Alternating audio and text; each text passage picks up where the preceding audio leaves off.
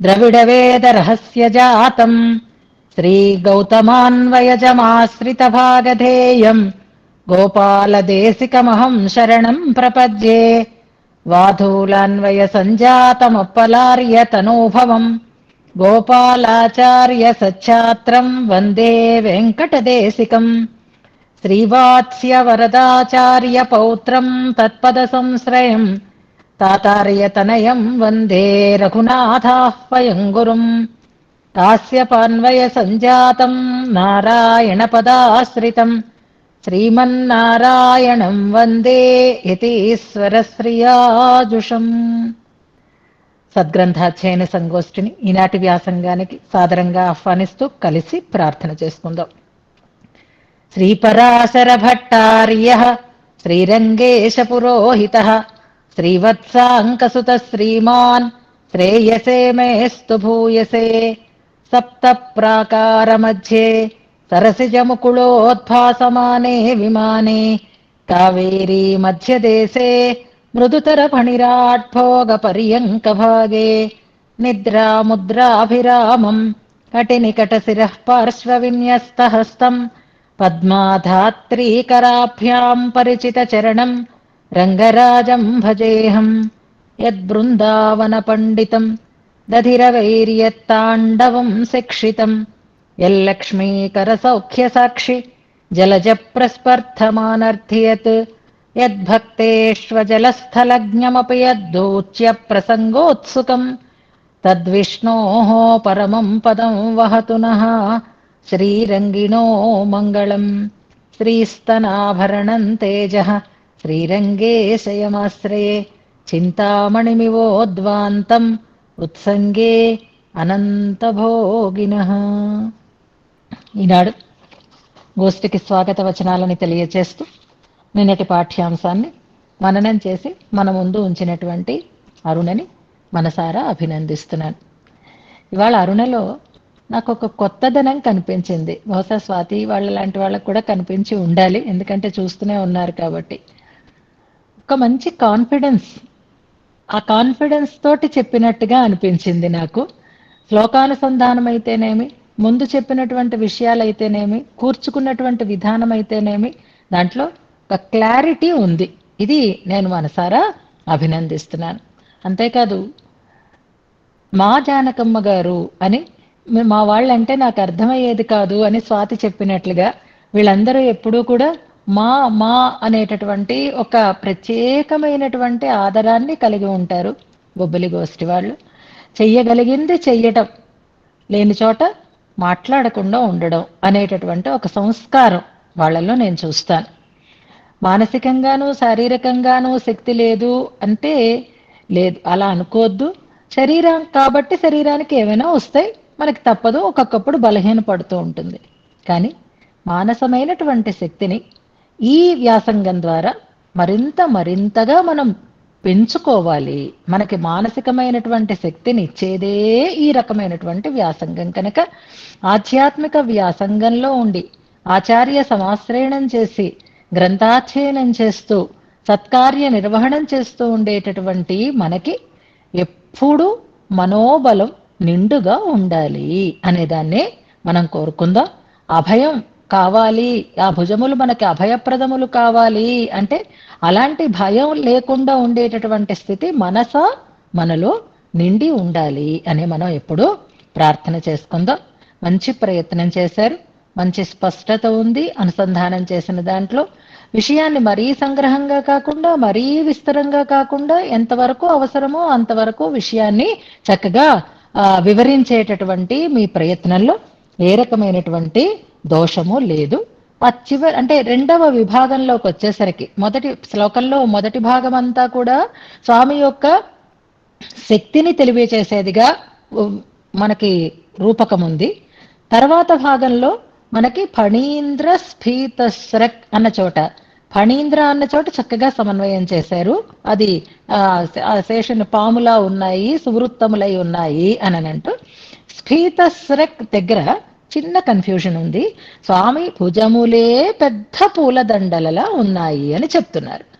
ఇక్కడ క్లారిటీ ఎలా తెచ్చుకోవాలి అంటే, స్వామి భుజములు సుకుమారములు మృదువైనవి గుండ్రముగా ఉన్నాయి అని అందాన్ని, సౌకుమార్యాన్ని, సౌగంధ్యాన్ని చెప్తూ రెండు ఉపమానాలు చెప్పారు. ఒకటి ఫణీంద్రుడు, మరొకటి స్ఫీత స్రక్. స్రక్ అంటే దండ, స్ఫీతము అంటే పెద్దదైనటువంటి దండ. అంటే భుజాలు బలిష్టంగా ఉన్న పూలదండలాగా చక్కగా వృత్తాకారంలో అందంగా కనిపిస్తున్నాయి అనేది చెప్తూ, ఇప్పుడు ఆ ఫణీంద్రుడా, పూలదండ, స్వామి భుజమా అనేదాన్ని సందేహాస్పదం చేసేస్తున్నాయి. అంటే భుజములు అలా ఉండడం చేత, ఆ మూడు ఒకే చోట ఉండడం చేత ఏది ఏది అనే దాన్ని తెలుసుకోవడానికి వీలు లేనట్లుగా చేస్తున్నాయి అని అర్థం అన్నమాట. అంటే మూడవ పాదంలో మనకి పూలదండలతోటి పోల్చినది దేన్ని అంటే, స్వామి యొక్క భుజాలనే పూలదండలుగా పోల్చారు అనేది కూడా మనం క్లియర్ గా భావన చేసుకుంటూ, సందిగ్ధావస్థని కలిగేటట్లుగా చేస్తున్నాయి అని అంటూ భుజాల వైభవాన్ని చెప్పారు అని అనుకున్నాం. చక్కగా శ్రద్ధగా అరుణ గారిలో ఉండే సంస్కారం అదే. చెయ్యాలనుకుంటే ఏదైనా తాను చెయ్యగలిగినంత మేరకి అద్భుతంగా చేస్తారు, మాట్లాడకుండా చేస్తారు, హడావిడి లేకుండా చేస్తారు, అతిశయం లేకుండా చేస్తారు. అలాగే మన స్వామివారి వికాస తరంగిణి సేవా కార్యక్రమాలను కూడా బొబ్బిలి వారందరూ వారు చక్కగా తమకి వీలైనటువంటి విలక్షణమైనటువంటి రీతిలో సేవా కార్యాలని నిర్వహిస్తూ ఉంటారు. వారిలో నిజాయితీగా సేవలను చేస్తూ, నిశ్చయంగా ఆధ్యాత్మిక వ్యాసంగంలో ఉంటూ, పెద్దల్ని గౌరవిస్తూ, పెద్దల మన్ననని పొందుతూ ఉండేటటువంటి మన అరుణ గారికి శారీరకమైనటువంటి ఆరోగ్యము పరిపూర్ణంగా చేకూరాలి. మనోబలం ఇంకా ఇంకా ఇంకా మించి మిగిలిన వారందరి చేత కూడా బొబ్బిలి గోస్ల వాళ్ళందరూ లైన్ కట్టాలి ఈ మనన తాంబూలాన్ని సమర్పించటానికి. అలా వాళ్లల్లో మనోబలాన్ని నింపేటటువంటి ఒక శక్తిని అరుణ గారికి స్వామి ప్రసాదించాలి అని, ఆచార్య అనుగ్రహం పరిపూర్ణంగా కలగాలి, సద్గ్రంథాధ్యయనం సఫలం కావాలి అని రంగనాథుణ్ణి అలాగే ఆచార్యులని ప్రార్థన చేస్తూ ఈనాటి మన వ్యాసంగాన్ని ప్రారంభం చేసుకుందాం శ్లోకానుసంధానంతో. ఇవాళ మనం చాలా పని ఉంది కాబట్టి 100వ శ్లోకం దగ్గర నుంచే అనుసంధానాన్ని కంటిన్యూ చేసుకుందాం. శ్రీవత్సచిహ్నమిశ్రేభ్యో నమ ఉక్తిమధీమహే యదుక్తయస్త్రయీ కంఠే యాంతి మంగళసూత్రతాం కరుణామృతకూలముద్వహైషా ప్రణమత్స్వాగతికీ ప్రసన్న సీత మయి రంగధనోపకర్ణికాక్ష్ణో సరితోర్వీక్షణ వీచి సంతతిస్తాత్ విలసతి నాసా కల్పకవల్లి ముగ్ధేవ రంగనిలయస్య స్మితమపి తన్నవ కుసుమం చుబుక కపోలం చ పల్లవోల్లసితం నయన సఫర విద్ధౌ కర్ణపాశావరుద్ధౌ ఋషైవ లుఠతోర్చిర్మంజరీరుద్గిరంతౌ పరిమిళదళికాళీ శైవలామంసవేలాం అనుమణిమకరోద్ఘౌ రంగధుర్యామృతాబ్ధేః అధర మధురాంభోజం తత్కర్ణపాశమృణాళికావలయం అభిమామాస్తాం రంగేందు వక్త్రసరశ్చిరం నయన సఫరం నాశాశైవాలవల్లరీ కర్ణికా మకర అలకశ్రేణీ పర్యంత నీలవనావళీ రమయతు సమాంకంఠ శ్రీరంగనేతురుదంచిత ప్రముఖ తరుణగ్రీవాకంబు ప్రలంబమలింలుచ ప్రణయ విలగల్లక్ష్మీ విశ్వంభరాకరకందళీ కనకవలయ క్రీడా సంక్రాంతరేఖ ఇవోల్లసన్ అధిష్టానస్తంభో భువన పృథుయంత్రస్య కమలాకరేణోరాలానౌ అరిఖరిఘటోన్మాథముసలౌ ఫణీంద్రస్ఫీతస్రవ్యతికరిత సందిగ్ధ విభవౌ భుజౌ మే భూయాస్తాం అభయమభి రంగప్రణయినః. ఇంతవరకు మనం అర్థంతో అనుసంధానం చేసుకున్నాం. వాళ్ళ చివరిలో టీం 9 వాళ్ళు మొదటిసారిగా పరీక్ష ఇవ్వటానికి మొత్తం అందరూ టీం సిద్ధంగా ఉన్నారు అని, అందుకని కొంచెం టైం పడుతుంది కాబట్టి ఒక శ్లోకాన్నే మనం అనుసంధానం చేసుకుంటాం యథాప్రకారంగా. నిన్న శ్లోకంతో అంటే 105వ శ్లోకం నుంచి 6 శ్లోకాలలో ఇప్పుడు మననంలో అరుణ కూడా దాన్ని సూచన చేశారు. ఆ స్వామి యొక్క భుజ వర్ణనని చేస్తున్నారు అని అనుకున్నాం. అందులో మొదటి మొదటి శ్లోకంలో సోమేశ్వర్ గారు కూడా రెడీ అని అన్నారు. నేను ఇంకా మెసేజ్ చూడలేదు. ఎవరైనా ఇవాళ పర్వాలేదు, కొంచెం అటు ఇటు అయినా చేసేసుకుందాం. నిన్నటి శ్లోకంలో ఉండేటటువంటి పదాలు భుజాలు రెండు కనుక వివచనంలో ఉన్నాయి అని చెప్పుకున్నాం. అంతకుముందు చెప్పినటువంటి అవయవ వర్ణన అంతా మనం వివరణ చేసుకున్నాం.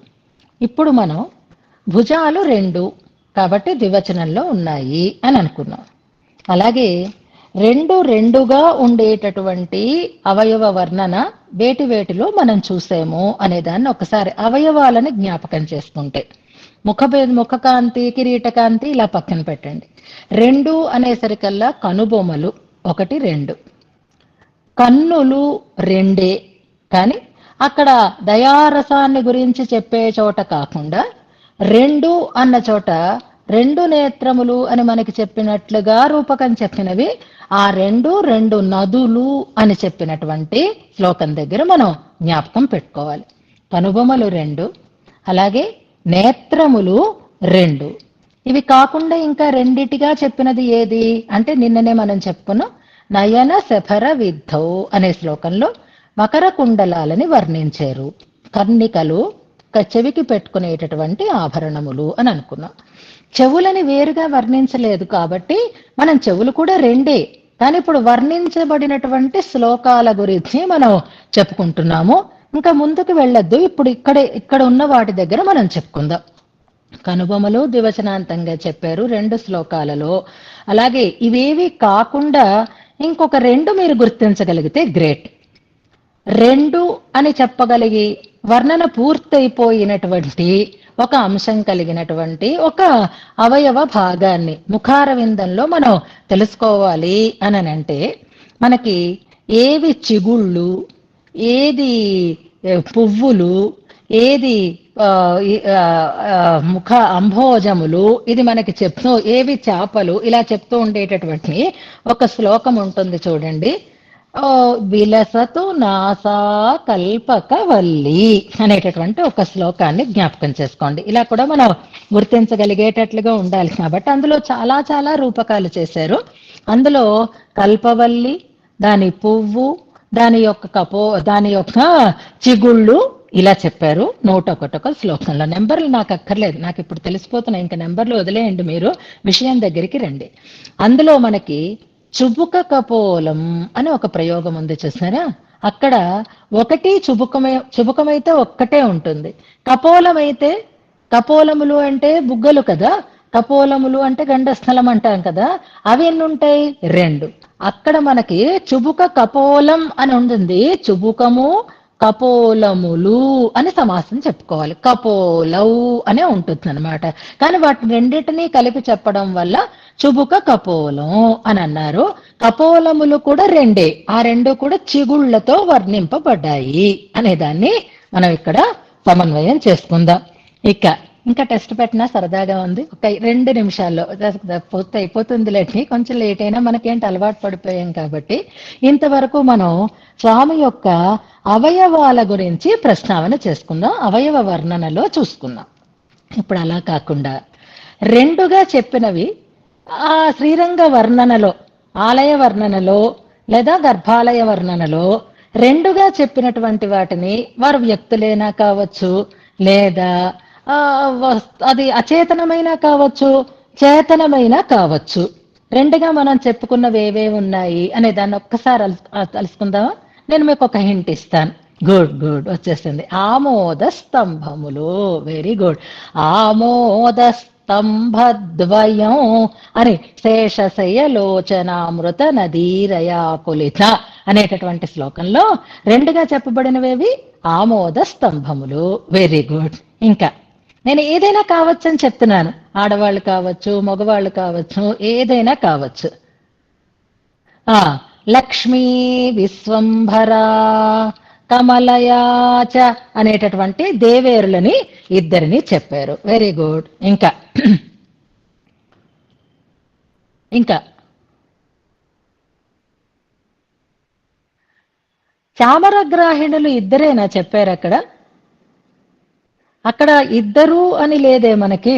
అక్కడ ఉన్నది వాళ్ళ పేర్లు ఇవన్నీ కూడా మనం వేరే వేరే చెప్పుకున్నాం అక్కడ.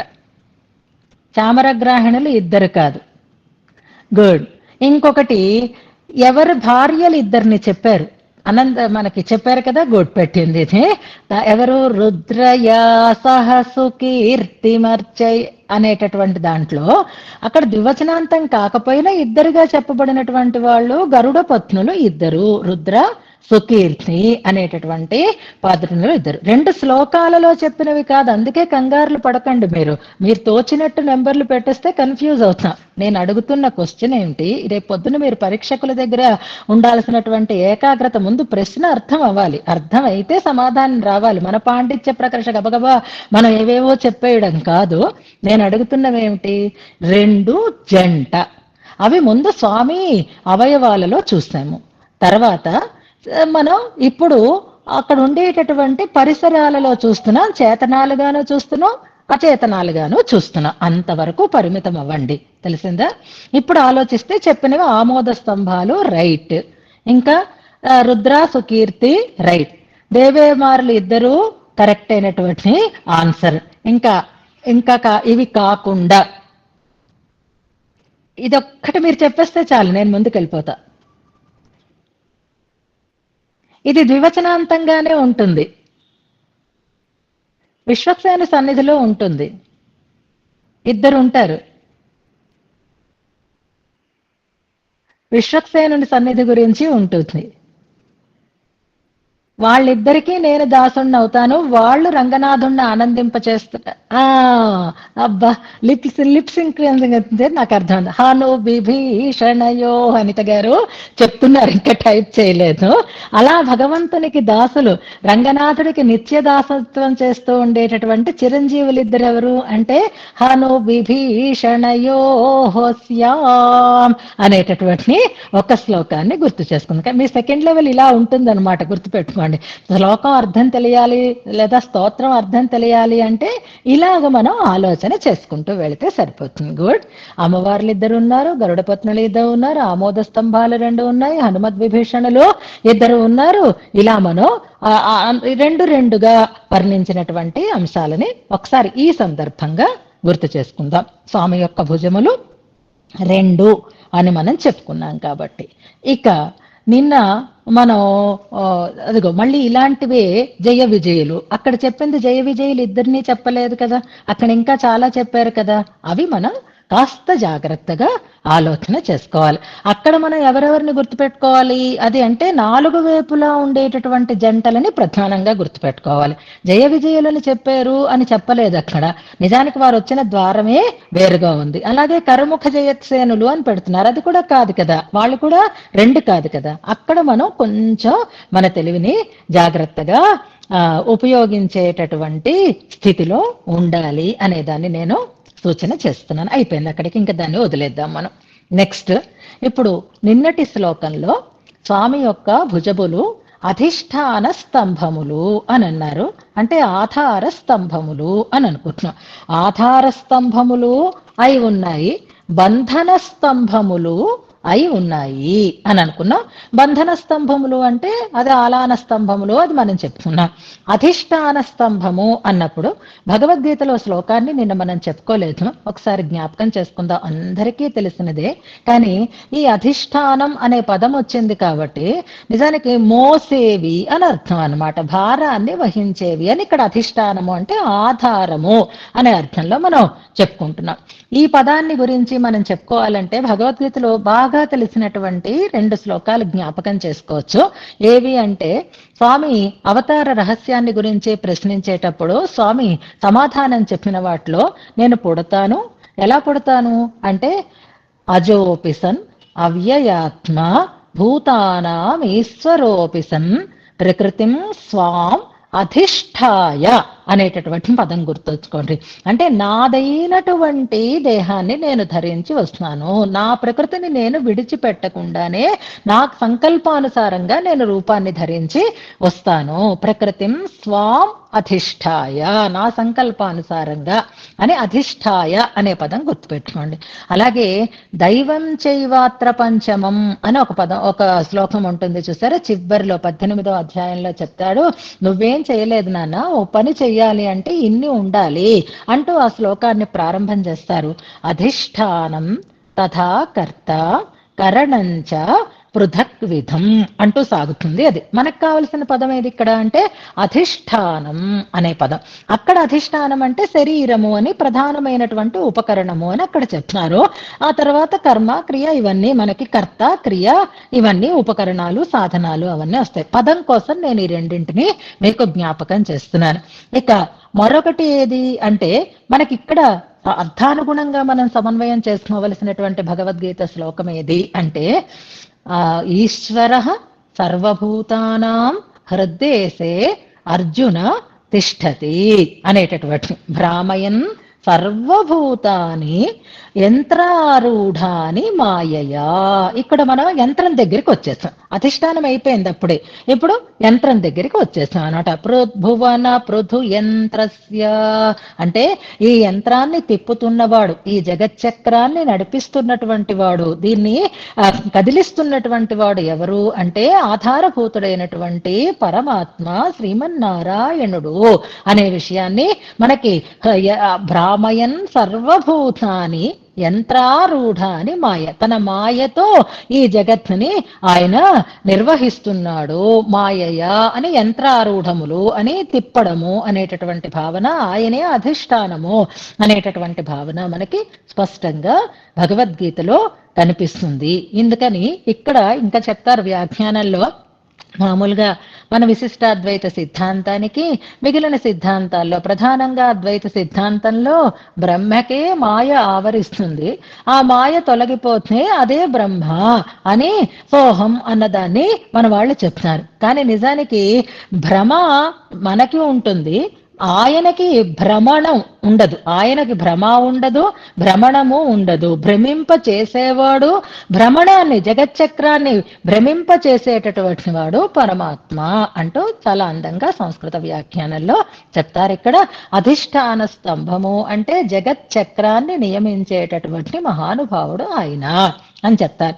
ఈ జగత్తు చక్రమా అని అంటే అవును. ఎందుకు చక్రమైంది అంటే అలా తిరుగుతూ ఉంటుంది కనుక.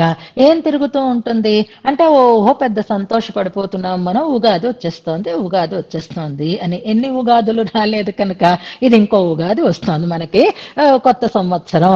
కానీ ఏమవుతోంది, ఈ కాలచక్రం కూడా అలా తిరుగుతూనే ఉందో ఒకలా ఉండదు కదా. పరివర్తిని సంసారే అన్నట్లుగా ఈ సంసార చక్రము తిరుగుతూనే ఉంటుంది అనడానికి, పృథు యంత్రము అనడానికి అలాంటి ఉదాహరణలు మనకి చాలా చెప్తున్నారు.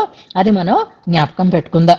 ఇంకా నిన్న ఆలాన యంత్రం అన్నప్పుడు భగవద్ధ్యాన సోపానంలో ఒక శ్లోకాన్ని మనం అనుసంధానం చేసుకుందాము అని అనుకున్నాం కదా. ఆడ ఏనుగుని కట్టేటటువంటి ఒక యంత్రములు, ఆ బంధన యంత్రములు అని అనుకుంటే ఆలానంగా భుజములని పోల్చినటువంటి సన్నివేశం ఎక్కడైనా ఉందా అంటే ఉంది అని అనుకుంటున్నాము. అది దేశికులు అందించినటువంటి ఆ ఒక శ్లోకం భగవద్ధ్యాన సోపానం అనేటటువంటి స్తోత్రంలో దేశికుల యొక్క భావన అని మనం అనుకున్నాం. ఎందుకంటే అది మళ్ళీ ఇవాళ ప్రత్యేకించి చెప్పుకుంటున్నది ఎందుకు అంటే, ఇప్పుడు చెప్పుకోబోయే శ్లోకానికి చెప్పుకున్నటువంటి శ్లోకానికి కూడా రెండిటికి దీంట్లో కనెక్షన్ ఉంటుంది. రెండు భావాలు కూడా ఈ శ్లోకంలో మనకి కనిపిస్తాయి. కాబట్టి ముందుగా ఈ శ్లోకాన్ని అనుసంధానం చేసుకుని తర్వాత మన అసలు శ్లోకం దగ్గరికి వెళ్ళిపోదాం. మనం ఇప్పుడు ఏనుగు, బాగా బలవంతమైనటువంటి ఏనుగు, ఆ ఏనుగుని కట్టాలి అంటే గట్టి తాళ్ళు ఉండాలి. ఆ గట్టి తాడు అన్నిటికంటే గట్టిది అంటే ఇనప సంఖ్యల అని మనం అనుకుంటున్నాం. అన్నిటికంటే చాలా సుకుమారమైనది, చాలా సున్నితమైనది ఏది అంటే దారంలాగే ఉంటుంది, కానీ తామర తూడులో ఉండేటటువంటి నార చిన్న అది పుట్టుకిపోతూ ఉంటుంది చూసారా, ఇలా ముట్టుకుంటే చాలు అవి పగిలిపోతూ ఉంటాయి. తామర నాళంలో ఉండేటటువంటి ఆ భాగం దాన్ని ఉంటాయి, దాన్ని తామర తూడు అంటారు. మనం ఇక్కడ నిన్ననంటే కరేణువు అంటే లక్ష్మీ అమ్మవారు అని అంతా అర్థం చెప్పుకున్నాం. ఇప్పుడు ఈ శ్లోకం దగ్గరికి వచ్చేసరికి ఇది యోగ ప్రక్రియని తెలియచేసేది. అష్టాంగ యోగ విధానంలో భగవంతుడిని పొందడం, సమాధి స్థితిని పొందడం, ఇది ఈ భావన అంతర్లీనంగా సాగుతూ ఉంటుంది. అందులో ధారణ అనేటటువంటి ప్రక్రియను వివరిస్తూ చెప్తూ ఉండేటటువంటి శ్లోకం అన్నమాట. ఈ యౌగికమైనటువంటి ప్రక్రియకి అలవాటు పడి అందులో సమాధి స్థితిని పొందేది మనస్సు. ఆ మనస్సుకి ఒక స్థిరత్వం రావాలి. ఆ మనస్సునే ఇందులో చింత అని తన ధ్యానం, నిరంతరమైనటువంటి ఆలోచన, దాన్ని ఇక్కడ హస్తిని అని చెప్తారు. ఆడ ఏనుగుగా చెప్తున్నారు. అంటే మనకి దాన్ని మనం చింత అన్నదాన్నే మనస్సు అని ఒక క్షణం అనుకుందాం మనం.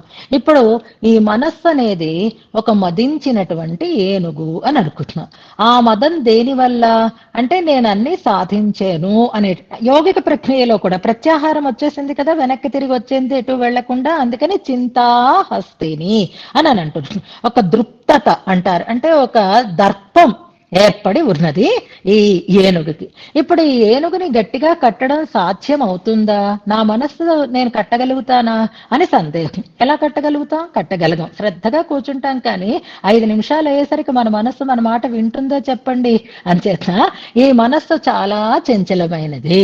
ఈ మాటలో మాత్రం బావమరుదులకి ఇద్దరికి లేదా గురు శిష్యులు ఇద్దరికి ఒకటే మాట, ఇద్దరి మాట ఒకటే. మామూలుగా భగవద్గీతలో అర్జునుడి మాట ఒకటి, కృష్ణుడి మాట ఒకటి, అర్జునుడి మాట ఒకటి, కృష్ణుడి మాట ఒకటి, ఇద్దరు అభిప్రాయాలు 2 రకాలుగా సాగుతూ ఉంటాయి. కానీ ఈ విషయం దగ్గరికి వచ్చేసరికి మాత్రం ఇద్దరు ఒక మాటనైతే ఏకగ్రీవంగా ఒప్పుకున్నారు.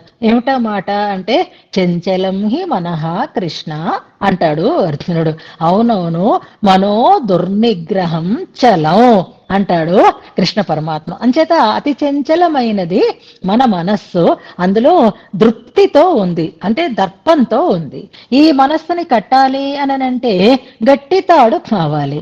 కానీ ఆ ఏనుగుని మనం తామర తోళ్లతో కడదాము అని అనుకున్నాం అనుకోండి, అవుతుందా? అసలు ఆ తామర తోడు ఎంత సున్నితంగా ఉంటుంది, ఆ ఏనుగు ఎంత బలంగా ఉంటుంది, కట్టేది కాదు. అలాగే మన మనస్సుని మనం నిగ్రహించుకోవటం కోసం, మన మనస్సుని మనం కట్టి పెట్టడం కోసం చేసే ప్రయత్నాలన్నీ తామర తోళ్ల లాంటివి.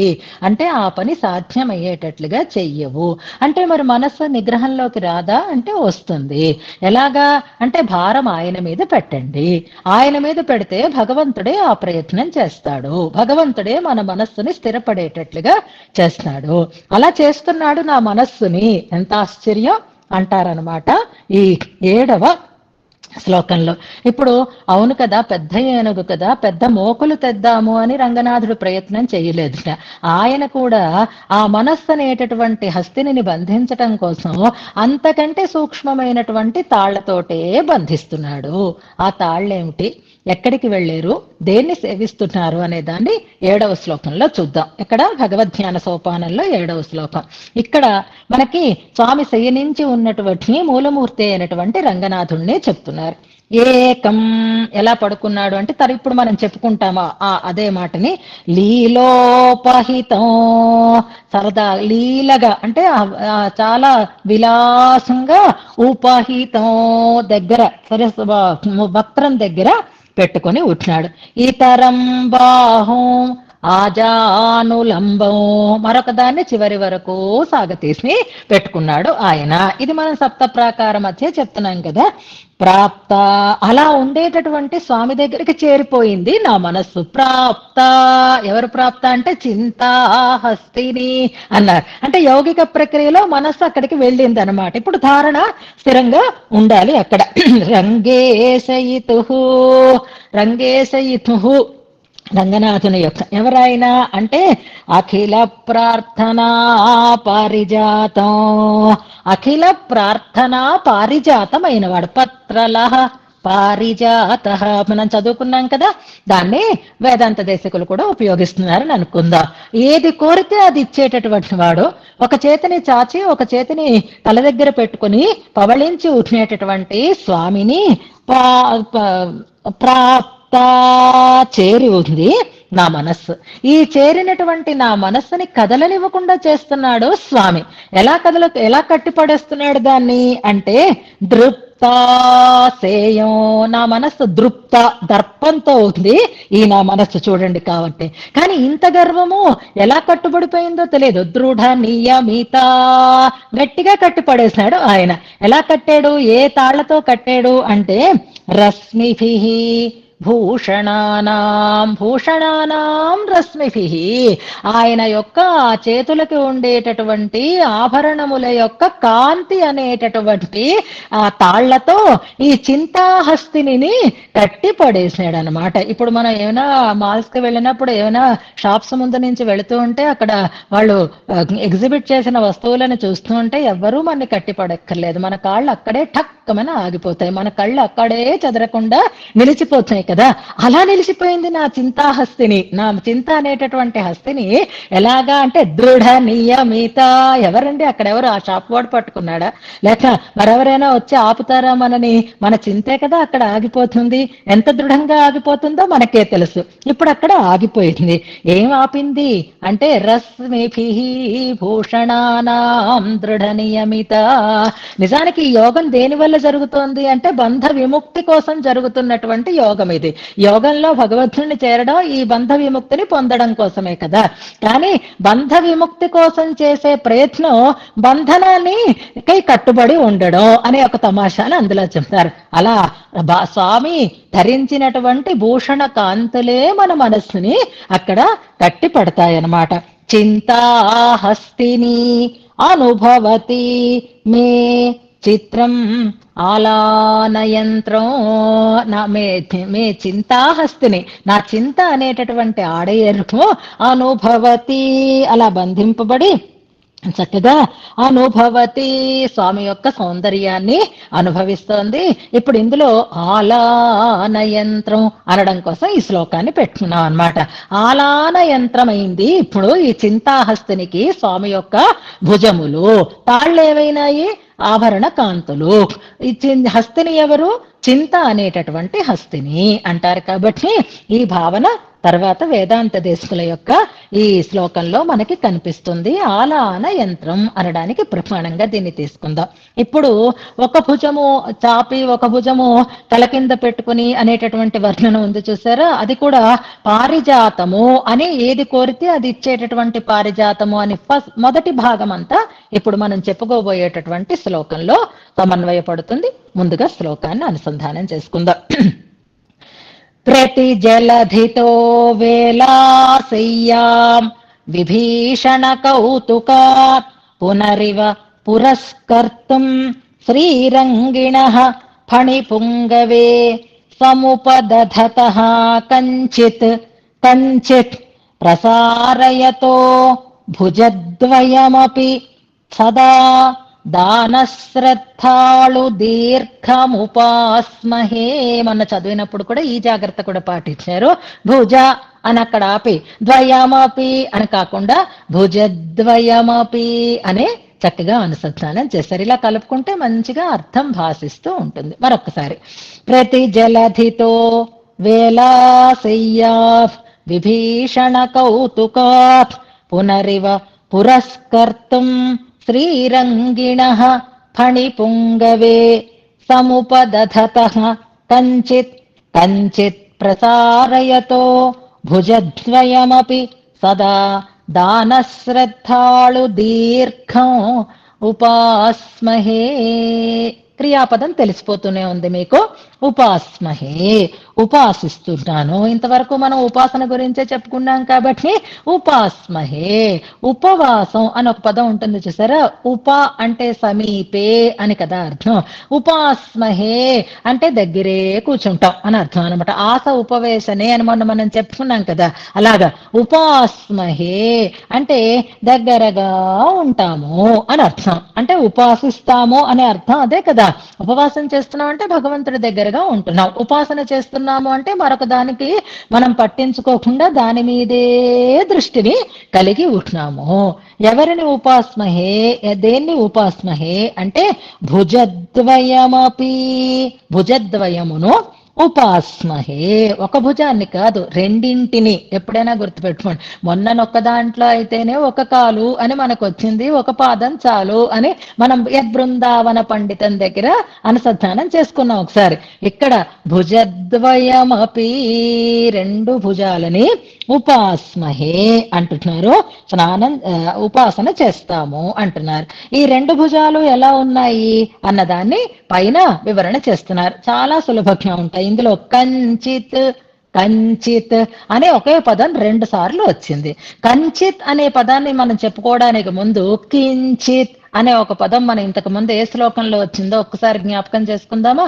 కించిత్ తాండవ గంధి సంహననకం అనే చోట కొంచెం ఇలాగా తాండవం చేయటానికి సంసిద్ధంగా ఉన్నటువంటి నాట్య భంగిమని చూపిస్తున్నట్లుగా కొంచెం ఈషన్ మాత్రం అని అక్కడ అంటారు. కించిత్ అంటే కొంచెం అని అంటారు. కించిత్కారం, కించిత్కారం అని మనం అలాగే అంటూ ఉంటాం కదా. ఇక్కడ కించిత్ కాదు, కంచిత్ అని. కంచిత్ అంటే ఒక అని అర్థం అనమాట. కంచిత్ భుజం, కంచిత్ భుజం, ఒక భుజాన్ని ఇంకొక భుజాన్ని, ఏకం ఇతరం అని ఇందాక శ్లోకంలో మనం చదువుకున్నట్లుగా కంచిత్ అనే పదాన్ని 2 సార్లు చెప్పడంలో శ్రీరంగిణ భుజద్వయం అని సమన్వయం చేసుకోవాలి. రంగనాథుని యొక్క భుజద్వయము ఎలా ఉంది? ఆయన భుజద్వయం అంటే ఫణిపుంగవే, ఫణిపుంగవమునకు అని ఆయన పడుకున్నది ఎక్కడ అంటే అనంతుని మీద పడుకున్నాడు అని అక్కడ దానికి సమన్వయం చేసుకుందాం. శ్రీరంగిణ, రంగనాథుని యొక్క ఆ శయనపు స్థితి ఎలా ఉంది అంటే కంచిత్ సముపదధత అంటున్నారు. కంచిత్ ఒక భుజమును, సముపదధత ఇలా కొత్తగా పదాలు వచ్చేసరికల్లా కంగారు పడకుండా మనం ఒక్కసారి ఆ అర్థం తెలియడం కోసం ప్రయత్నం చేయాలి. అంటే సం ఉపదధత అనే దాంట్లో సమ్ అనేది ఉపసర్గ అవుతుంది. ఉపదధత అంటున్నారు.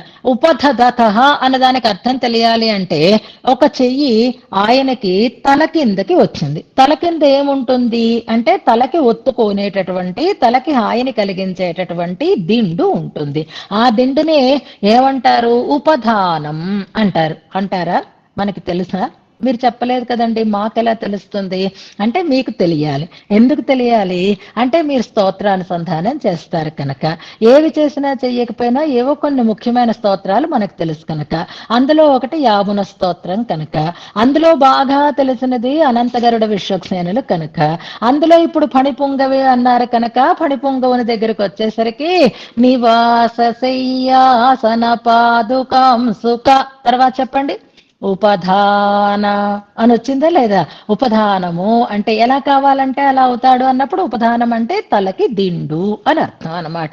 ఇప్పుడు సముపదధత అనడంలో ఒక చేతిని ఉపధానంగా పెట్టి ఉంచుకున్నాడు, తల కింద దిండుగా పెట్టుకున్నటువంటి అనేటటువంటి మాటని ఈ రకంగా మనం అర్థం చేసుకోవాలి. ఉపధానము, ఉపదధత ఉపధానముగా చేసుకొని అని అర్థం అన్నమాట. ఉపధానముగా చేయబడినటువంటి ఒకటి ఒక భుజము. రెండవది ప్రసారయత, ఇది మనకు స్పష్టంగానే తెలుస్తుంది. ప్రసారణం అంటే బాగా చాచి ఉంచడం. కంచిత్ ప్రసారయత, కంచిత్ సముపదధత.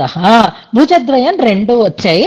ఒకదాన్నేమో ముడిచి తల కింద పెట్టుకున్నాడు, ఒకదాన్నేమో ఆయన చాచి పాదాల వరకు చూపిస్తూ ఉన్నాడు అని. ఇప్పుడు చూడండి, శ్రీరంగిణ రంగనాథుని యొక్క దీర్ఘం సదా దానశ్రద్ధాళు అని ఆ భుజాలకి విశేషణాలని చెప్తున్నారు. దీర్ఘం పొడవైనవే అంటే ముడిచిపెట్టిన చెయ్యి దీర్ఘమైనది, చాపి ఉంచినటువంటి చెయ్యి దీర్ఘమైనదే. అలా ముడిచి తల కింద పెట్టుకునేటట్లుగా ఒక భంగిమ, ఒకటేమో చాపి దానం చెయ్యటానికి శ్రద్ధ కలిగి ఉంది అన్నట్లుగా. ఆ దానం కూడా ఒకసారి కాదు, సదా దాన శ్రద్ధాళు అని నిత్యము దాన శ్రద్ధ కలిగినటువంటి భుజద్వయమపి, రెండు చేతులతోటి ఇస్తున్నాడు ఆయన, ఒక చేతితోటే కాదు. అందుకని భుజద్వయ దాన శ్రద్ధాళు అయినది. అలాంటి ఆ స్వామి యొక్క ఆ భుజద్వయాన్ని ఉపాస్మహే అంటున్నారు. ఎందుకండి పాపం అలా పడుకున్నాడు ఆయన అని ఎవరో అడిగారు అనుకోండి. దానికి కారణం చెప్తున్నారు ముందు పాదంలో. ఇప్పుడు మొదటి పాదానికి వస్తున్నాండి. ప్రతి జలధిత, జలధి అంతకుముందు మనకు వచ్చింది కదా ఈ పదం, 2 సార్లు వచ్చింది, మనం జాగ్రత్తగా జ్ఞాపకం చేసుకోండి. జలధిమివ నిపీతం నీరదేన అని జలధి పదంతో ఒక శ్లోకం ప్రారంభమవుతుంది. ప్రతి జలధిత, జలధికి ఎదురుగా, సముద్రానికి ఎదురుగా అని సామాన్యార్థం. తర్వాత విశేషార్థాన్ని మనం చెప్పుకుందాం. వేలాసయ్యాం, వేల అని కూడా మనకు వచ్చింది కదా, వేలితము వేల, ఇవన్నీ మనకు వచ్చే వేలైవ అని మనం ఎక్కడ చెప్పుకున్నాము. స్వామి యొక్క అలకలు ఏవి, స్వామి యొక్క కనుబొమ్మలు ఏవి, ఇవన్నీ చెప్పుకున్నప్పుడు వేల అనే దాన్ని మనం చెప్పుకున్నాం. ఇక్కడ వేలాసయ్య అంటున్నారు. వేల అంటే సముద్ర తీరము అని అనుకుందాం. సముద్రానికి ఉండేటటువంటి హద్దునే కదా వేల అంటారని అనుకున్నాం.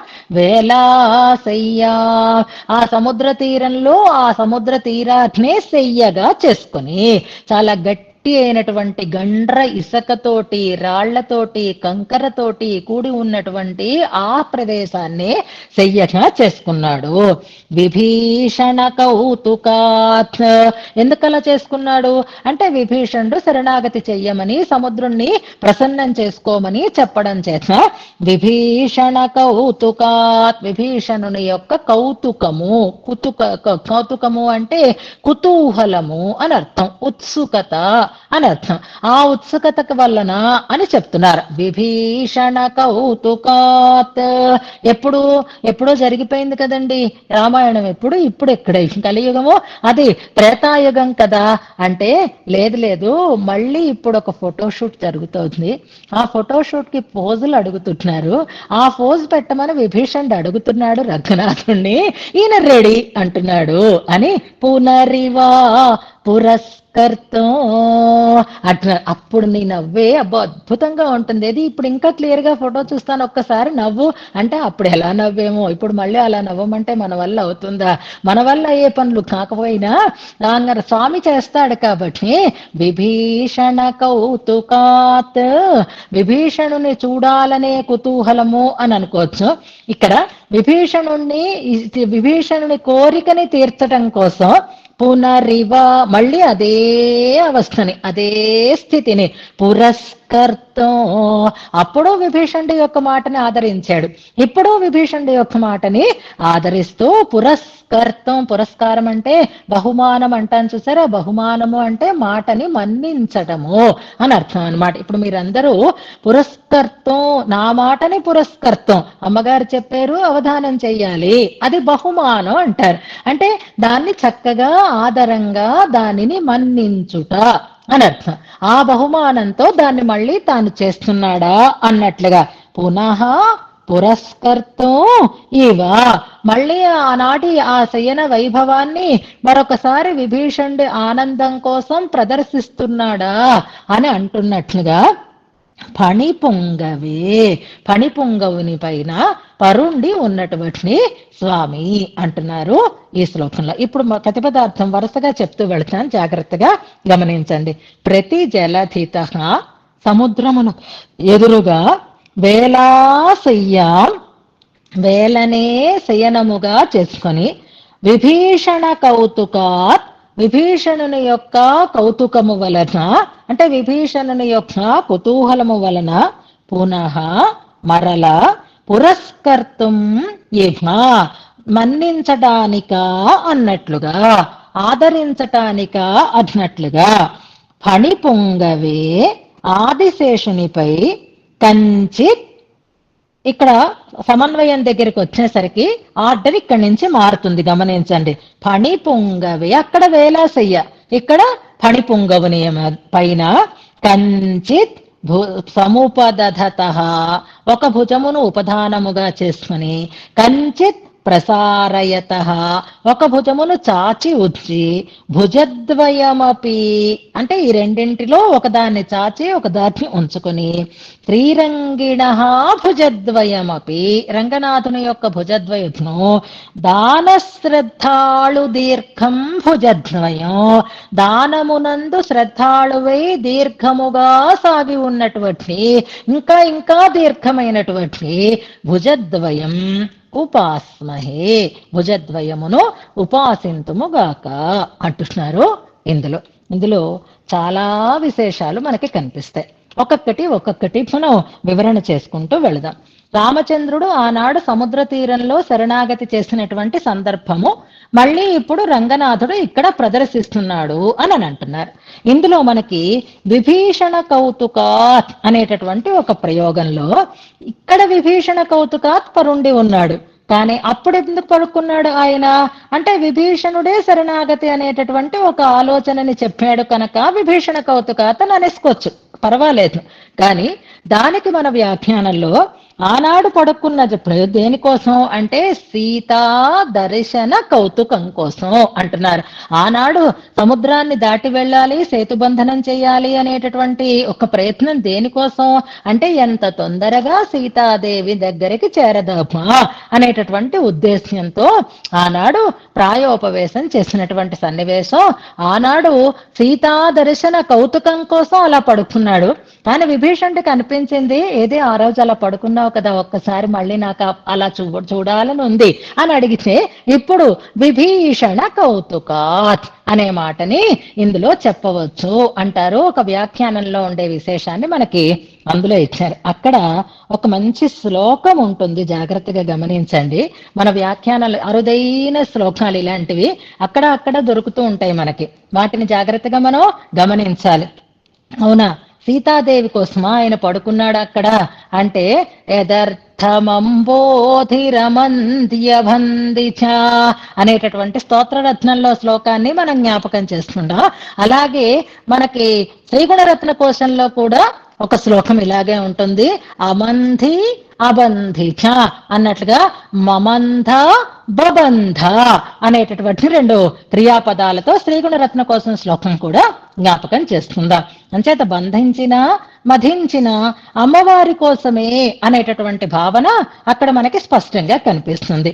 ఇక్కడ శ్లోకం చూడండి, రామో రమే అమ్మవారిని ఉద్దేశించి చెప్తున్నటువంటి శ్లోకం అన్నమాట ఇది. రమే ఓ రమాదేవి, రామః రామచంద్రస్వామి తవ కృతే నీకోసం రఘువీర జాయే అంటున్నారు. ఈ రమ అంటే లక్ష్మీదేవి అంతా శ్రీమన్నారాయణుడు లక్ష్మి అనే భావన కాకుండా రమా స్వరూపుణే సీతాదేవి కనుక రఘువీర జాయే రఘురాముని యొక్క పత్ని అయినటువంటి హే రమే నీకోసమే భోగీంద్ర భోగ సుభగాం ఉపథాయ బాహో ఆ చెయ్యి ఎలాంటిది అంటే భోగీంద్ర భోగ సుభగం పణీంద్ర స్ఫీతస్రట్ అనుకున్నాం కదా, అది పాము యొక్క శరీరములాగా మెత్తనైనటువంటి బాహుని ఉపథాయ బాహో తల కింద దిండుగా పెట్టుకుని ఆజానుబాహు మరొకటి చెప్పనే అక్కర్లేదు, జానువుల వరకు ప్రసారితమై ఉండేటటువంటి భుజం కనుక అసయిష్ట తటే పయోధే పడుకున్నది ఎవరి కోసం అని ఇప్పుడు నిశ్చయం చేసుకోవచ్చు మనం, సీతా దర్శన కౌతుకం కోసం అనడానికి చమత్కారమైనటువంటి శ్లోకాన్ని కూడా మనకి చెప్తూ ప్రస్పర్ధయా ప్రతిపయోధిరివా ప్రసుప్త ఈడు అరుంబదంలో ఉన్న శ్లోకం చూడండి. అంటే మహానుభావుల ప్రతిభ ఎంత సునిశ్చితమైనదో ఈడులోవి చెప్తారు. ఈడు అరుంబదంలో ఉండేటటువంటి ఒక శ్లోకాన్ని కూడా మనకి ఇందులో సమన్వయం చేసి ఇస్తున్నారు. ఇక్కడ ఏ పాసరం దగ్గర అవన్నీ తర్వాత చూద్దాం మనం. శ్లోకం చూడండి, రామో రమే తవ కృతే రఘువీర జాయే భోగీంద్ర భోగ సుభగాముపధాయ బాహు ఆజానుబాహు రసయిష్ట తటే పయోధే ప్రస్పర్ధయా ప్రతిపయోధిరివ ప్రసుప్త ప్రస్పర్ధయా ప్రతిపయోధిరివ అనేది ఇక్కడ ప్రధానమైనటువంటి మరొక అర్థస్ఫూర్తిని కలిగించేటటువంటి ప్రయోగంగా తీసుకుందాం. ఇందాక ప్రతి జలధిత అన్నప్పుడు ఏమర్థం చెప్పుకున్నాము? సముద్రమునకు ఎదురుగా అని సామాన్యార్థం చెప్పుకున్నాం. కానీ స్వామి ఎలా పడుకున్నాడట అంటే దానికి 3 రకాలైనటువంటి విశేషాలని మనకి ఇందులో చెప్తారు. ఇక్కడ మనకి రామాయణంతో ఉండేటటువంటి ఒక పంచి ప్రయోగ సామ్యాన్ని చెప్తున్నారు. స్వామి యొక్క బాహుం భుజగ భోగాభం అన్నమాట రామాయణంలో వాల్మీకి ప్రయోగం. అది ఇక్కడ మనకు స్పష్టం చేస్తారు. అది రామాయణంలో శ్లోకం మనం అనుసంధానం చేసుకుందాం. ప్రతి జలధిత అన్న చోట ఒకసారి మనం జాగ్రత్తగా భావించాలి. అంటే ద్రావిడ వేదాంతంలో ఒక ప్రమాణం చూపిస్తున్నారు, సంస్కృత వేదాంతంలో ఒక ప్రమాణాన్ని చూపిస్తున్నారు, కంబరామాయణంలో ఒక ప్రమాణాన్ని చూపిస్తున్నారు. 3 చోట్ల ఈ రకమైనటువంటి భావన ఉంది అంటున్నారు. రామచంద్రుడు పడుకున్నాడు, అదుటగా సముద్రం ఉంది కదా. ఈ 2 ఎలా ఉన్నాయిట అంటే ఒక సముద్రంతో మరొక సముద్రం స్పర్ధిస్తోందా అన్నట్లుగా ఉంది అంటారు. అదక్కడ నీటి సముద్రం, ఉప్పు సముద్రం అది. కానీ ఇక్కడ పడుకున్న రామచంద్రుడు కూడా సముద్రమే. ఏ సముద్రము అంటే కరుణా సముద్రం అంటారు. కరుణ అనేటటువంటి కడలి కరుంకడలితో పోటీ పడుతోందా అన్నట్లుగా ఉందిట ఆ సన్నివేశం. ఇప్పటికీ దర్భసేనం తిరుప్పుళ్ళాని అని అంటారు చూసారా, అక్కడే ఈ సన్నివేశం జరిగింది అని అంటారు. ఈ పడుకున్నటువంటి రామచంద్ర స్వామి సన్నివేశం ఏమి అంత సామాన్యంగా లేదు. సముద్ర పొడ్డున ఎవరో మనిషి పడుకున్నట్టుగా లేదట. ఎలా భావిస్తారు మహానుభావులు? స్వామి శయనించి ఉట్టే ఎలా ఉంటాడట అంటే ప్రతి జలధిత అన్నప్పుడు ఆ జలధికి స్పర్ధగా, ధీటుగా అంటాను చూసారా, పోటీగా అంటాను చూసారా, ప్రతి అనే పదంలో ఈ రకమైనటువంటి అర్థాలు స్ఫురిస్తాయి అంటారు. నువ్వా నేనా అన్నట్లుగా ఉందన్నమాట. నువ్వా నేనా అన్నట్టుంది పోటీ అంటాను చూసారా మనం వ్యవహారంలో. అలాగా ప్రతి జలధిత ఛాలెంజ్ చేస్తున్నాడు అనమాట. ఓ సముద్రమా నువ్వా నేనా అన్నట్లుగా రామచంద్ర స్వామి సముద్ర తీరంలో శయనించి ఉన్నటువంటి సన్నివేశంలో రాముడే ఒక కరుణ కడలిగా ఉన్నాడు. ఆ సముద్రం ఉప్పుచారు అంతే. అక్కడ ఉప్పుచారు కాదు, ఉప్పు నీటి సముద్రం నల్లగా కనిపిస్తోంది అంతే. కానీ ఈ సముద్రం చూస్తామా? ఆ 2 సముద్రాలు ఒక చోట ఒకదానికొకటి ఎదురుగా ఉండడం చూడగలిగిన సన్నివేశమే చెప్పండి. అలా పడుకున్నాడు ఆయన అంటారు. ప్రతి జలధిత అనడానికి మనకి నిన్నవారు ఇరుందవారు కిడందవారు అనే పాసనంలో నంబిళ్ళై వ్యాఖ్యానాన్ని అక్కడ ఒక ప్రమాణంగా మనకి చూపిస్తున్నారు. వ్యాఖ్యాన పంక్తులు ఉన్నాయి, సులభంగానే ఉంటే చదివిస్తాను. కడల్ కరైలే కిడంద కిడయం, సముద్ర తీరంలో పవళించి ఉన్నటువంటి పడక తీరు ఎలా ఉంది అంటే ప్రతి శిష్యే ఎన్గిరదిరే, ప్రతి శిష్యే ఎదురుగా పడుకున్నాడు. ఎదురుగా పడుకున్నాడు అనడంలో అర్థం ఏమిటి? ధీటుగా పడుకున్నాడు, పోటీగా పడుకున్నాడు, సమానత్వాన్ని స్ఫురింప చేస్తూ పడుకునే ఉన్నాడు. ఇన్ని అర్థాలు వస్తాయన్నమాట. ఒక కడలోడే ఒక కడల్ స్పర్ధిత్వం కిడందార్ పోలే. చేపలే దెబ్బలాడుకుంటూ ఉంటే మనకు అందంగా కనిపిస్తున్నాయి, సముద్రాలు కూడా దెబ్బలాడుకుంటే ఒక కడలోడే ఒక కడల్, ఒక సముద్రంతో మరొక సముద్రం స్పర్ధిత్తా పోలే, స్పర్ధిస్తున్నాయా, నువ్వా నేనా అన్నట్లుగా ఉన్నాయా అన్నట్లుగా ఇరుక్కయ్యాలే. కరుణై ఎన్నం కడల్ కరుంకడలై నోక్కి కిడందదే ఎన్నారిరే అని అక్కడ నంబిళ్ళే వ్యాఖ్యాన పంక్తులని మనకి ప్రమాణంగా ద్రావిడ వేదంలో చూపిస్తున్నారు. ప్రతి జలధిత అన్నప్పుడు ఇవన్నీ మనకి ఎప్పటికీ గుర్తుండిపోవాలి. మరి మనం మర్చిపోకూడదు అనమాట. సముద్రపు ఎదురుగా అని కాదు. ఈ ప్రతి జలధిత అనేసరికి 2 సముద్రాలు మన కళ్ళు ఎదురుగా ఒకదాని ఎదురుగా ఉన్నటువంటి సన్నివేశం గుర్తుకు రావాలి. ఇక దీనికి రామాయణంలో ఉండేటటువంటి ప్రతి శిష్యే మహోదధే అన్నది రామాయణ శ్లోకం అన్నట్టు. బాహుం భుజగ భోగాభం అని ఇప్పుడు చదువుతాను. అది కూడా ప్రతి ఇత్యనేనే. ఇప్పుడు రామాయణానికి కూడా రకరకాల వ్యాఖ్యానాలు ఉంటాయి కదా. ఆ వ్యాఖ్యానాలలో మాహేశ్వర తీర్థుల వ్యాఖ్యానం ఎలా ఉంది, గోవిందరాజీయం ఎలా ఉంది, ఈ రెండింటిలో భావనని మనకు చెప్తున్నారు. దాంట్లో తదాని సాగరాభిముఖం అపరస్సాగర ఇవ స్థిత ఇత్యవగమ్యతే అని గోవిందరాజులు చెప్పారు. ఒక సముద్రం ఎదురుగా మరొక సముద్రం ఉందా అన్నట్లుగా ప్రతి అనే పదాన్ని ఆ రకంగా వ్యాఖ్యానం చేశారు. మాహేశ్వర తీర్థులు ఎలా చెప్పారు అంటే ప్రతి శిష్యే అంటే ఆభిముఖ్యేన సహితవాన్, సముద్రం ఎదురుగా పడుకున్నాడు అని, సముద్రాన్ని ఉద్దేశించి పడుకున్నాడు అని మాత్రమే చెప్పారు. కానీ గోవిందరాజు ఈ వ్యాఖ్యానంలో సముద్రానికి ప్రతిగా, ఇప్పుడు ప్రతినిధి అని అంటూ ఉంటున్నాం చూసారా, ప్రతిపాదన అంటూ ఉంటాం, ప్రతివాది అంటూ ఉంటున్నాం. ఈ ప్రతివాది అనేసరికి వాది ప్రతివాది అంటే ఇద్దరూ సమానంగా పోటీ పడుతూ ఉంటారు. ఈ ప్రతి అనే పదం ఆ రకమైనటువంటి అర్థాన్ని మనకి స్ఫురింపచేస్తుంది. కాబట్టి ప్రతి జలధిత అన్నప్పుడు ఇదిగో ఇన్ని రకాలైనటువంటి భావనలు మనకి కలగాలి. ముఖ్యంగా సముద్రం ఎదురుగా పడుకున్నాడు అనేది సామాన్యార్థమైతే సముద్రానికి దీటుగా మరొక సముద్రమా అని అనిపించేటట్లుగా శయనించాడు సాదృశ్యాన్ని మనకి చెప్తోంది అంటారు.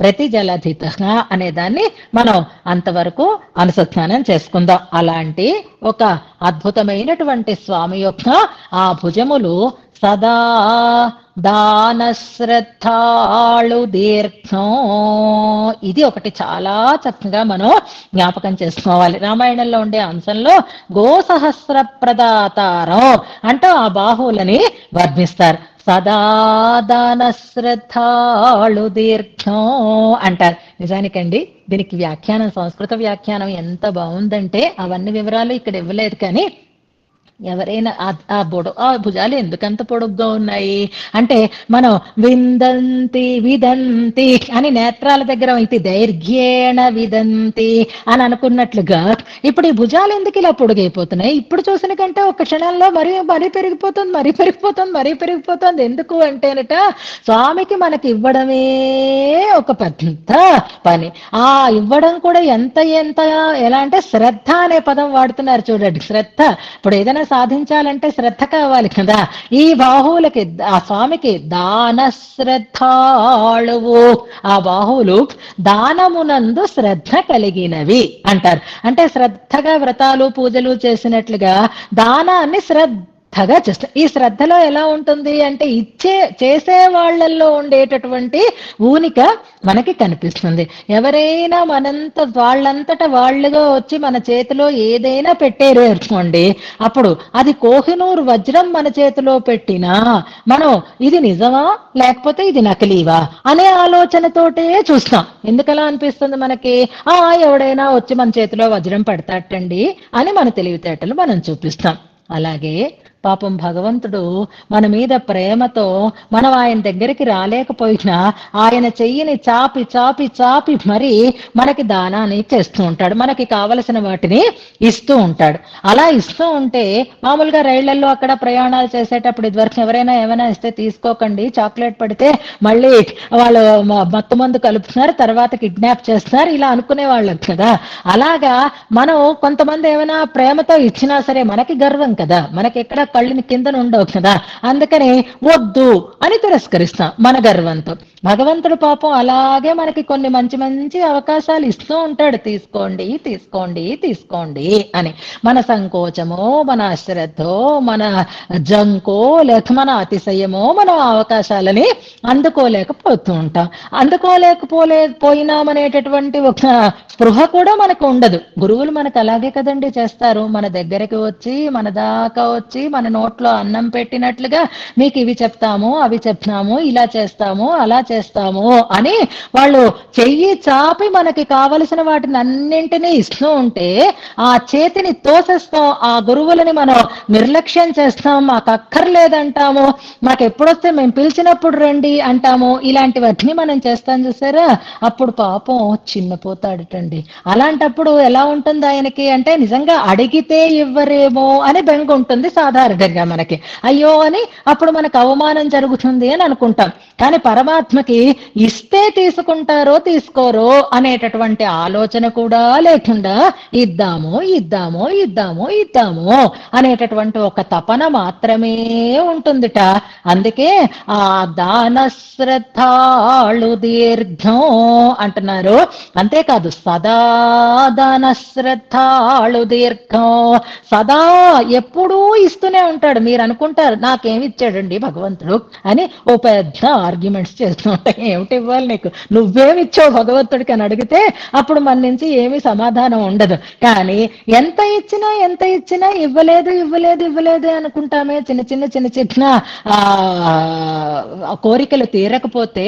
కానీ ఎంత ఇస్తే మనం ఇవాళ ఇలా ఉన్నాం, ఎన్ని ఇవ్వగలిగితే ఆయన మనకు అర్హత లేకపోయినా తన ప్రేమతో ఇచ్చినవి కాకపోతే ఇవాళ మనం ఇలా ఉండగలుగుతామా చెప్పండి. కనుకే దాన శ్రద్ధాళు దీర్ఘం.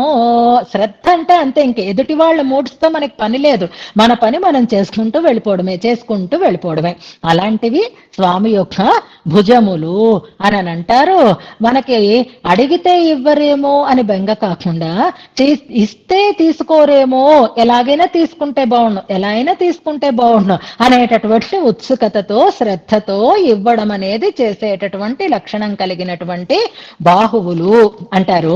ఇందులో నేను సంస్కృత వ్యాఖ్యానాన్ని నోట్ చేసుకుని వచ్చాను. చాలా బాగున్నాయి. నిజంగా భగవంతుడిని మనం ఇలాగే నిర్లక్ష్యం చేస్తాం, నిజంగా పెద్దల్ని మనం ఇలాగే నిర్లక్ష్యం చేస్తాం. వీళ్ళకి పని పాటు ఉండదండి, ఏదో ఒకటి మన ఎత్తని రుద్దుతూ ఉంటారండి. అక్కడి నుంచి మళ్ళీ కలెక్షన్ అంటారండి. దీనికో 10,000 ఇవ్వండి, దానికో 20,000 ఇవ్వండి అని ఎవడడిగాడండి చెయ్యమని.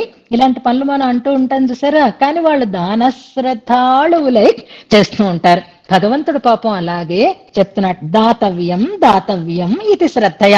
మీకు సంస్కృతం కూడా వస్తుంది కదా, ఇప్పుడు సంస్కృత వ్యాఖ్యానం వినండి. దాతవ్యం ఇది శ్రద్ధ. ఎందులో శ్రద్ధ?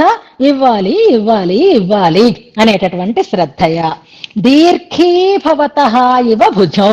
అందుకే పొడుగైపోతున్నాయి. ఇప్పుడు చిన్నప్పుడు పొట్టిగా ఉన్నవాళ్ళు ఏదో పైన చూర్లు పట్టుకొని వేళ్లాడి, ఉయ్యాల కర్రలు పట్టుకుని వేళ్లాడి పొడుగు అవ్వడానికి ప్రయత్నాలు చేస్తూ ఉంటే పెద్దవాళ్ళు కూడా ఒరే అలాగే పొట్టిగా ఉంటావు, కొంచెం పొడుగవు అని వాళ్ళని అలాగ సాగేటట్లుగా కొన్ని ఎక్సర్సైజులు చేసేవారు కదా. ఈయనకి పాపం ఇది రెగ్యులర్ ఎక్సర్సైజ్ అయిపోయేసరికి రోజుకి పొడుగైపోతున్నాయా చేతులు అన్నట్లుగా దీర్ఘమైనటువంటి బాహువులుట. సమీపముపగత్య ఎలా ఇస్తాడు అనుకుంటున్నారు? సమీపముపగత్య దగ్గరికి వచ్చి దత్తమపి అలా ఇస్తే, చేతిలో పెడితే. కొంతమంది చూడండి, మనం ప్రసాదం ఇస్తే మేము తినవండి, మాకు వద్దండి అంటే మనకు ఎంత బాధగా ఉంటుంది. అలాగా ఆ స్వామి మనకి ఇస్తే మనం ఏం చేస్తాం? సగర్వం తిరస్కుర్యామ, నిశ్చింతగా తిరస్కారం చేసేస్తాం. మాకు అక్కర్లేదా, ఆయన ఇచ్చినవి మనకు అక్కర్లేదు, మనకి కావలసినవి ఆయన ఇవ్వాలి. మనకి కావలసినవేవి? మన తెలివి తక్కువ కోరికలు మనకి ఉంటాయి, అవి ఇవ్వలేదు కాబట్టి మనం తిరస్కరిస్తాం. నా ప్రతిగృహణాయామేతి శ్రద్ధాళు సో నా వేద. పాపం ఆయనకి ఇవ్వడంలోనే దృష్టి కాబట్టి అలా ఇచ్చుకుంటూ వెళ్ళిపోతాడు. మనం తీసుకోము అనే విషయం కూడా ఆయనకి అర్థం కాదు. మన అహంకారం ఆయనకు ఆలోచనలోకే రాదుట. ప్రతిగృహణీయామా ఇది సో శ్రద్ధతే. పాపం వీళ్ళు తీసుకుంటారు అని ఆయన శ్రద్ధగా ఇవ్వాలి అని అనుకుంటారు. దాతా దేవ చతుర్భుజ అంటారు కదా. తత్శ్రద్ధయ అయం దీర్ఘం ప్రసారయతి భుజౌ అస్మత్ సమీపం. కబంధుడనే రాక్షసుని మనం విన్నాం కదా, వాడి చేతులు పొడుగైన చేతులే, కానీ ఎందుకు? అన్నీ తీసుకొని తనలో వేసుకోవడానికి ఆయన చేతులు. ఇప్పుడు మనకు అలాంటి చేతులు అంటే ఇష్టం, ఇలాంటి చేతులు అంటే ఇష్టం ఉండదు. అందుకని ఆయన అలాగా దగ్గరగా భుజౌ అస్మత్ సమీపం, మన దాకా చేస్తాడట ఆయన. శ్రద్ధాదైర్ఘ్యాత్ భుజౌ దీర్ఘీభవత ఇవ అస్య దాతు ప్రతిగ్రహీతరి శ్రద్ధ. నేనేమిస్తున్నాను అనే దాని మీద, తీసుకునేవాడి మీద శ్రద్ధ. అలా వాడు తీసుకోవాలి, వీడు తీసుకోవాలి, వీళ్ళకి అందాలి, వాళ్ళకి అందాలి అని వాళ్ళు స్వామి ప్రయత్నం చేస్తూ ఉంటాడట. అప్రతిగ్రహే మోఘాసో భవేదయం శ్రద్ధాళు. తీసుకోకపోతే అయ్యో అని ఆయన మోఘాశ అంటే ఆయన యొక్క ఆశ విఫలమైపోయింది.